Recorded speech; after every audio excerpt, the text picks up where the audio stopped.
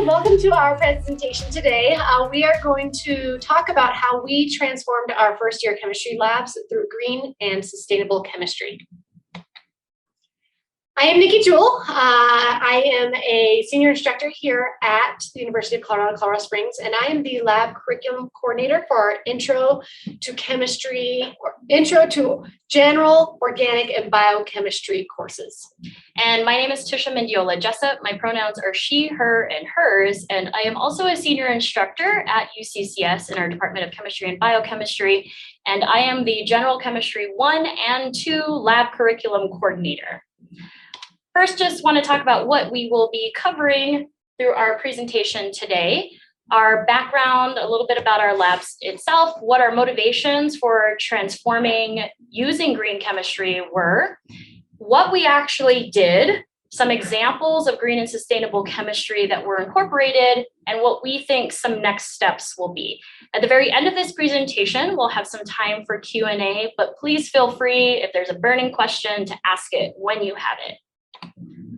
The University of Colorado at Colorado Springs, or UCCS, is one of 4 campuses in Colorado. We are the southernmost campus and service really the lower half of the state, but we have students from all across the state of Colorado, nationally and international students. We have a population of about 12,000 students, and about 8,000 are in our College of Letters, Arts, and Sciences. And currently in our shared intro and general chemistry courses, we have approximately 600 to 800 students in any given semester who are taking our lab courses. So where did we come from in our motivations for this transformation? It started in 2018. So I am on our Compass curriculum, which is the general education courses committee for UCCS, and sustainability is the designation I oversee. And we are now up for renewals for our courses that are flagged for each of these different categories. Well, our course, specifically Chem 12.1 and 12.11, our intro courses have the sustainability flag, and they were going to lose it unless we made some changes. So I walked up to Tisha one day and I was like, hey, Tisha, want to help me make sustainability in chemistry? And she said, okay. And we've never looked back. She actually happened to find a book on green and sustainable chemistry in our library for some of the grad work she was doing. And we've never looked back. We are only moving forward because green and sustainable chemistry is allowing us to tie in all these things with content we are already teaching. So we come from this idea of, is this new chemistry? Are we doing something brand new? And we are going to propose, and this is what the literature says as well, that it's not new chemistry, it's better chemistry. So specifically for the general chemistry courses, we have these communities of scientists, inventors, and innovators across many disciplines in our STEM fields. We also focus on this idea of chemistry in action. How are they going to take the concepts that they've actually learned in class, in lab, and apply them in a way that is better for people, the environment, and the planet? We also focus on reading and writing. So how do you communicate within your community of scientists? And we connect to current research, especially and specifically in climate change, and we have more purposefully integrated safety data sheets into our curriculum. For Intro to Chemistry, this class typically serves our nursing and or healthcare promotion students. These are not STEM majors. We call them STEM adjacent majors. They struggle a little bit more with hard science and saying, why do they have to do it? What is the purpose? We have changed the language and how we are presenting our information so that our students understand why they need to know the language of chemistry, because they will be talking to communities of scientists, between doctors, pharmacists, but also their patients who are non-scientists. And we found it was really important chemistry is taught in silos. We are going to talk about topic 1, topic 2, topic 3, but where's the human, where's the environment, where's the interactions, and how does it overlay? So we broke the silos, we broke it apart, and we decided to go with the systems thinking model that Paul Anastas and John Warner have talked about a lot with green chemistry. And we have taken the focus on social because our students will be working with people, but those people are also interacting with the environment and what they might be exposed to, and also with the economy because they need to understand where their patients are coming from. And in addition, safety. We want our students to understand that safety is at the paramount of everything we do in science and healthcare. Thanks. So we'll briefly transition from motivations and goals into, so what are we actually doing? What did we actually do? So we took our General Chemistry 1 and General Chemistry 2 courses, and very specifically, we had a large focus again on renewing the sustainability flag for our Intro Chem and our Intro to Organic and Biochemistry courses. So the next couple of slides, we'll talk about specific lab manual activities and questions that we modified in order to integrate green chemistry and to reach these sustainability goals. One thing we want to mention before we dive in is we did not change. We're still doing traditional labs. We're still looking at the themes of kinetics, redox, equilibrium, titration, glassware, stoichiometry. It's just the language we're using and focusing on greening the labs that we already do so that the reactions are safer, we reduce the waste, and we are trying to access safer, non-toxic, renewable, food grade materials so that we have safer waste.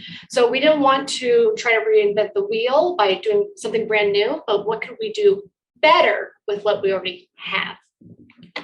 So we started with safety. One of the things that students often didn't ask was, where does it come from and where does it go? Where do our raw materials that become our reagents source from?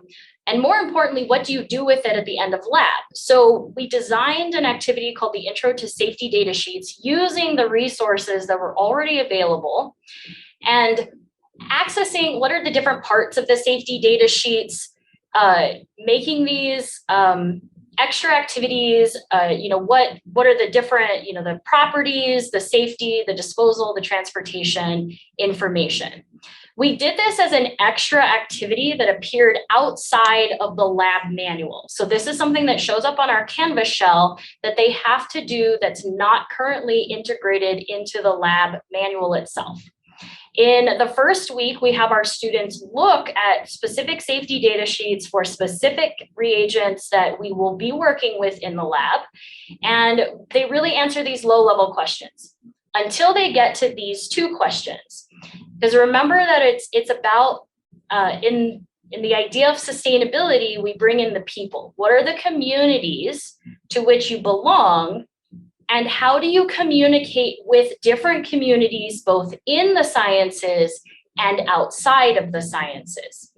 In the end, we really encourage the students to discuss that importance of understanding how we get this information and then how we communicate this information outside of this. Just as a small tangent, this information, this idea of bringing your communities in actually comes from the rightful presence pedagogy, from the social justice and sciences idea. And so this is where we started, just at the very foundational, what safety first as well. But a lot of this also came back to the language of chemistry. Chemistry tends to have negative language tied to it. And we wanted to separate that out and teach our students, how would you communicate this truly to people around you? So this is where we started. We're still in the process of this, but this is where we currently are. We are designing an OER, so an Open Educational Resource Lab manual through a Creative Commons licensing. And this is, right now, we're in Chem 1201, our first semester intro series, and then we will continue this in the next years for our next classes. This gives you a snippet of what on Canvas, what a page looks like that the students use. We have a page for the green and sustainable chemistry, the principles that we are targeted and how that is associated with the lab we are doing there. And you can see this is RedOx reactions. It's something we still do. And we are also bringing in the UN sustainability goals, bringing in the people, the person, the environment, the finances, and how it all integrates together. And so this is where we are at. We'll see where we go in the future. Okay, so let's talk about how we did it. So those are some examples. And the very first thing that we needed to impress upon folks is to please find the right team. So that means when we need to first acknowledge that changes are really challenging and exciting, and it will take up so much of your mental energy. So finding the right team is incredibly important. Please, please, please find a partner that has the same passion and drive. So when we were both incredibly goal-focused toward environmentalism, sustainability, and education. Social justice. And social justice. And we challenge each other to think outside of our comfort zone so we can innovate. And we call each other out when we're like, yeah, that's too much. So both innovation and staying realistic is really important to find the right team to work with. So from there, what we did was we identified and evaluated the current state of our lab courses, both in Gen Chem and Intro, and what were some of our opportunities for improvement. We did try to do it all. And by all, I mean the entire course at one time. That is not good practice. So we focused on these learning objectives and the goals, and specifically those activities that we could manage. And we went and did a resource search. So we looked at the literature, we took some classes, and we looked specifically at other universities doing these courses. So a very good place to start, if this is something that's interesting to you, is Beyond Benign is an organization that we took our intro to teaching green chemistry through, and they have been a huge support for us since then. We access the ACS Green Chemistry Institute, and very specifically the Green and Sustainable Chemistry Journal, for the literature to see what other people have published. And big, huge shout out and love to the University of Toronto and their Green Chemistry Initiative for making the most beautiful YouTube videos that we actually integrate into our courses. Then we made changes. So specifically to activities, questions that we asked, like we just showed you, projects, and ultimately a full lab manual rewrite for our intro series. We started with the 12 principles of green chemistry. That seemed like a good place, a landing place. And when we started, we had our students go through and pull out green chemistry principles that related to labs we were doing. And you don't do that. It's way too overwhelming. They don't understand the language behind the green chemistry principles. And so this is where the University of Toronto's videos came in. So we started to tailor our pre-labs to specific green chemistry principles. So we find they have all the videos, we use the videos, and then we ask questions in the pre-lab in relation to that video to get an idea of what this green chemistry principle is all about. In the post-lab, we then have the students, as in their conclusions and their writing, connect why was catalysis important in this lab, and how did we address or not address green chemistry principle number 9 to get the students thinking about how we can do better chemistry so that we are safer. From there, we tried to integrate the 3 pillars of sustainability, and our big issue was we did it as 2 different silos. The whole purpose behind this was to break the silos, but we were very stuck in our ways of teaching. We had our pillars of sustainability, we had our green chemistry, and we tried to overlap but not overlap them well enough. We have now learned on how to integrate all of that information, and we do that via using the UN sustainability goals. And we do not ask the students, having learned from the green chemistry principles, we do not ask the students to find which UN sustainability goals our research can address. We provide that to them And that way they can see this is how this knowledge, this way in which we communicate, these people can be affected and be treated with this content knowledge that we have. Here are 2 examples for our 1201 class that we are rewriting for. And so you can see that in these, they get a little bit of background and based off the lab in which they were performing. And in this one on the left, this was lab number 4 and 3. Lab number 3. And we were looking at solubility. And so tying in the UN Sustainability Goals 9 and 6, and tying that back to just the understanding of chemistry and solubility with pollution. As we move forward to lab 6, we add a little bit more. Now the students are not only looking at the concept of titrations and neutralization, but they're tying in safer chemistry with Green Chemistry Principle 12 and tying it to the SDGs. So ultimately, by the end of the semester, they are starting to have this language and seeing the integration that green and sustainable chemistry allows us to have. So it really started with a lot of trial and error, as some good science is done, what worked and then what didn't. So we did try to implement a lot of material all at once was one of our big takeaways. Doing things in small changes, depending on what you're doing, can have a better impact for students. One of the things we did not anticipate, however, that was really what we were coming up against was this student cultural inertia. Not our department, not our instructors, the students. So the students were coming back and telling us, why are we doing this? This is not the way science is done. This is not the way labs are supposed to be. Why can't I just come in and do some math and go home?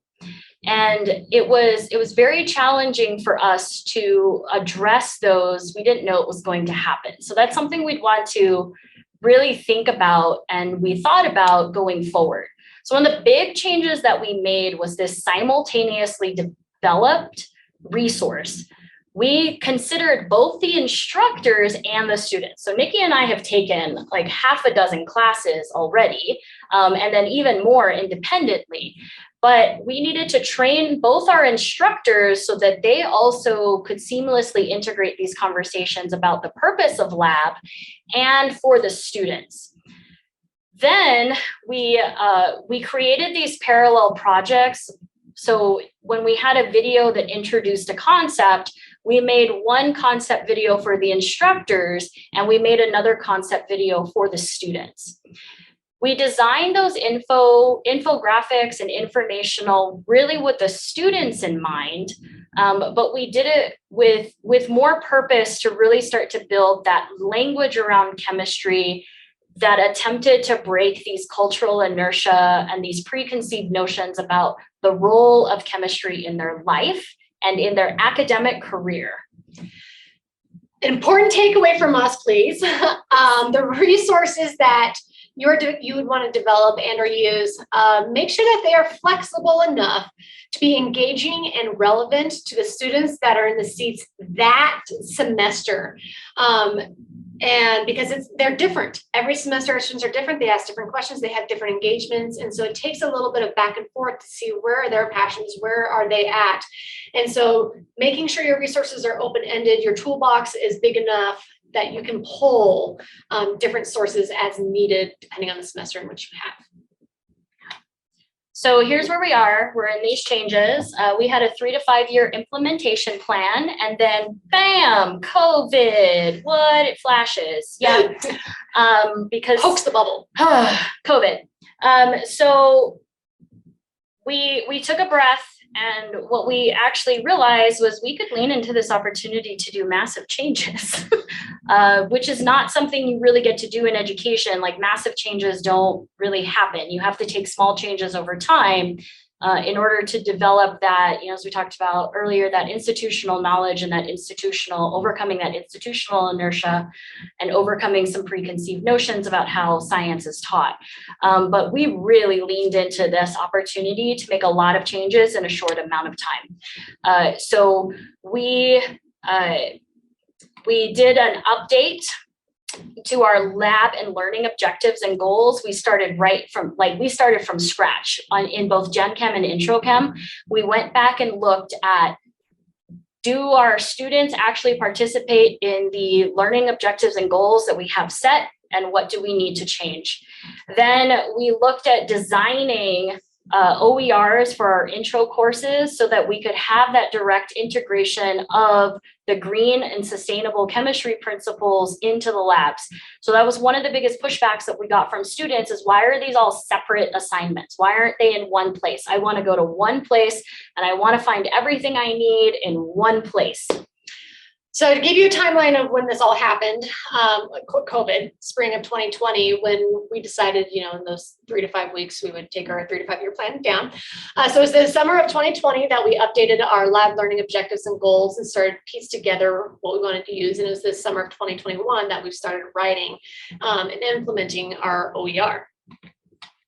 So with our OER, the benefits, we wanted to keep the social equity and social justice in mind, especially with the effects and impacts that COVID has had. So we wanted to have this availability, this cost reduction for students, increases that equity and access to knowledge and content. We also could work in real time with changes to reflect current events. We didn't have to wait for the next calendar or a school year to make changes to typos or content. We can do it right now. Literally do it in the same week in which I give this stuff. And it allows us to seamlessly integrate the green and sustainable chemistry principles and concepts with our sustainable development goals to the content. So it's no longer separate and spread out. It is all in one place. And that way the students can see the content and see the connections all right there.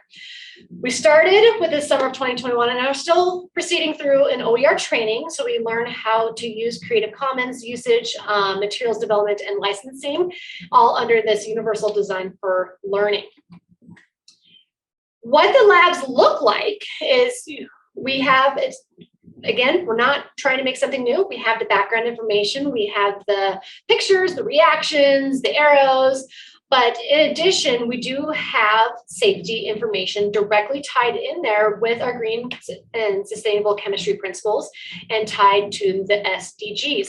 The students get access to these graphics that I have made to help them see how interrelated all of this material is. And because we reference graphics and images with language to help with teaching the students how you can communicate. With both intro and general chemistry, we both participate or use application and extension activities. The whole purpose behind these applications and extensions are to apply chemistry concepts outside of academia content. How is this going to affect a certain population or the waterway or we've used COVID, we have used climate change, we have used pollution. That's where that real, what's happening in the news, we're bringing it in. We'll allow students to acknowledge student identities and ask them to connect those concepts to their communities. So for example, these are, I want to just shout out to, again, Niki, these incredibly professional infographics that she made from our Creative Commons licensing information.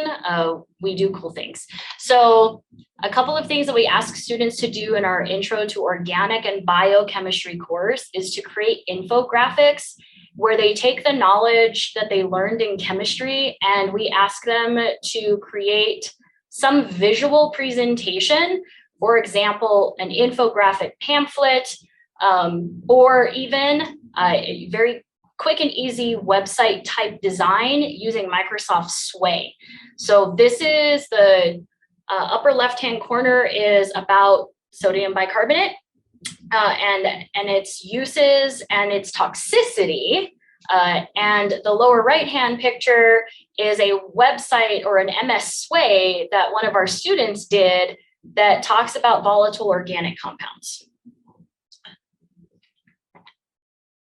In our In our general chemistry course, one of the first activities that we do, this is not an infographic, it's actually a Canvas quiz, but they look through the introduction to green chemistry. We have a video, and we also look at critical elements.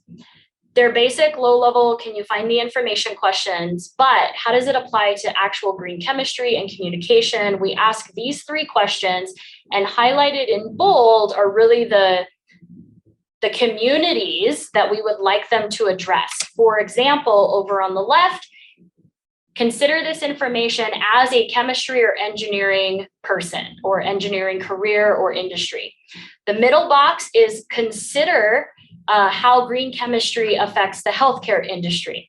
And over on the right, consider how green chemistry applied to you as a consumer of food or goods or healthcare. So we ask them to connect these pieces of information to places outside of academia. And also, depending on the class over the intro, our students are going to be communicating with a different population, a different type of community. So we wanted to teach them how to communicate through what people access. We go online to websites. We look at quick infographics. That is how we learn basic information. That's who their patients are. Whereas in the Gen Chem series, these tend to be STEM majors. They need to know the science, the language of how to write and present using ACS standards. And so we are still, it's the same kind of content, but communicating it in different ways based off the audience that our students are going to work with in the future. So again, overall, our 3 to 5 year implementation plan became a 3 to 5 week implementation plan. We leaned into it, and our final piece of this is to survey and refine. So every semester we have one-on-one conversations with students. We do evaluations. We have our instructors also ask and get feedback. We get feedback from instructors so that we can refine this information to create a more sustainable programming or sustainable educational piece for our students. We want to give a shout out to all the resources that we have used and have had access to. Compound Chem and Noun Project are Creative Commons licensed sites that, if you have not visited Compound Chem, please do. It's amazing infographics. They're absolutely beautiful. Noun Project has allowed us to use icons, both in Canvas and in our documents. And then there's Canva and Filmora. We did not realize we were going to go into marketing when we made this venture. We have learned how to do both visual marketing and film marketing. So these are 2 software pieces that we have used to help push this information forward. And finally, on a bigger discussion about overcoming cultural inertia, we are still on, we still get some pushback and some interesting questions to ask about this new chemistry. We're really, really excited that the 2021 Nobel Prize in Chemistry was given to folks who worked in green chemistry. Their achievements are so important because it really helps us justify, it becomes easier for us to justify that green chemistry really is the way that chemistry should be taught. We should have these green principles, waste reduction, safer for humans and the planet, economic principles, social justice principles, and environmental principles, and sustainability for those are an integral part of how we teach this. And these 2, so grateful for them to have really pioneered the conversation. And I think we're going to be able to take this conversation to the next step because of the work that they've done. And as a final thought for what are these next steps, and then we'll get into Q&A. According to the American Chemical Society, about 45 colleges and universities in the US and Puerto Rico are currently offering any kind of green chemistry opportunity, okay, classes or majors. Only 11 of those offer actual degree programs, so undergraduate or graduate or certificate programs. And the industry is asking for these skills related to greening processes and sustainable sustainability in concepts related to chemistry and chemical design. Thank you for your time, your participation, and being a part of this. We are open to any questions you may have.